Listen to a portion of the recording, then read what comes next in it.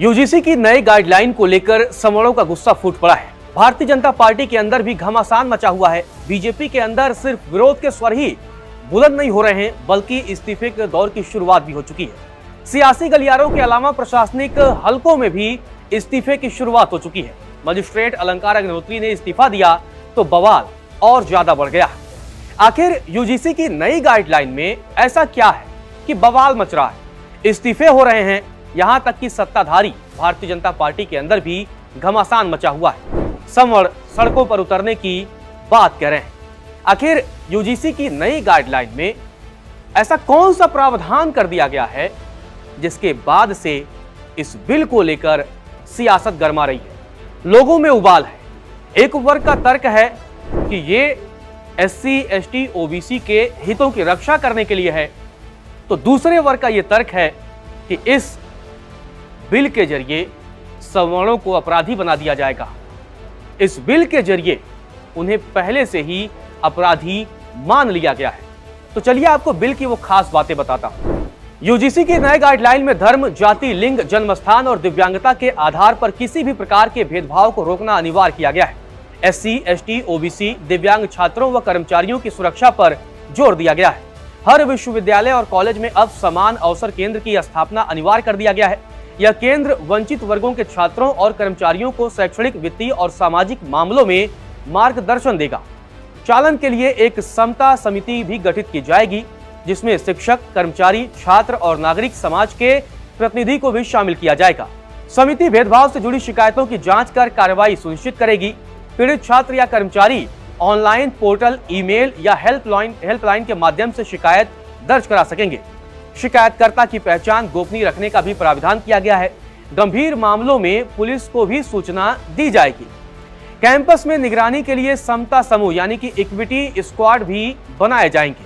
हर विभाग या छात्रावास में एक समता दूत यानी कि इक्विटी एम्बेसडर भी नामित किया जाएगा। फैसले से असंतुष्ट व्यक्ति 30 दिन के भीतर विश्वविद्यालय लोकपाल के पास अपील कर सकेगा।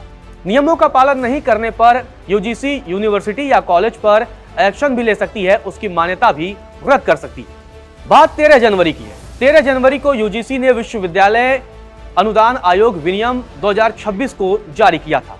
इसका उद्देश्य उच्च शिक्षण संस्थाओं में समानता को बढ़ाना था, जिससे किसी भी वर्ग के छात्र छात्राओं के साथ भेदभाव को रोका जा सके। विवाद की असली कहानी की शुरुआत परिभाषा में ओबीसी को शामिल करने पर हुआ। जी हाँ, पहले क्या था?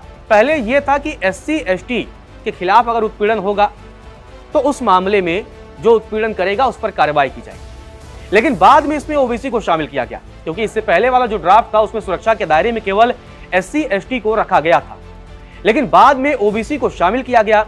इसी के बाद बवाल और बढ़ गया। इस मसले पर विरोध करने वालों का तर्क यह है, क्या ओबीसी वर्ग के छात्र एससी या एसटी का उत्पीड़न नहीं करते हैं? उन्हें तो बचा दिया गया एक तरीके से, और क्योंकि इसमें ओबीसी, एससी और एसटी सबको शामिल कर लिया गया तो सिर्फ बचते हैं सवर्ण कैटेगरी के छात्र यानी जनरल। तो आप उन्हें पहले से ही अपराधी आपने मान लिया। ये दावा है, ये तर्क है उन लोगों का जो इस नए बिल को लेकर लगातार प्रदर्शन कर रहे हैं। उनका यह भी तर्क है, क्या ओबीसी वर्ग के छात्र एससी या एसटी छात्रों पर जातिगत टिप्पणी नहीं करते हैं? क्या उनका उत्पीड़न नहीं करते हैं? तर्क ये भी है। और तर्क ये भी है कि अगर ओबीसी छात्र एससी या एसटी के किसी छात्र का उत्पीड़न करता है तो उस पर क्या कार्रवाई के मानक अलग होंगे? क्या उस पर स्टैंडर्ड अलग होगा? ये बड़ा सवाल है।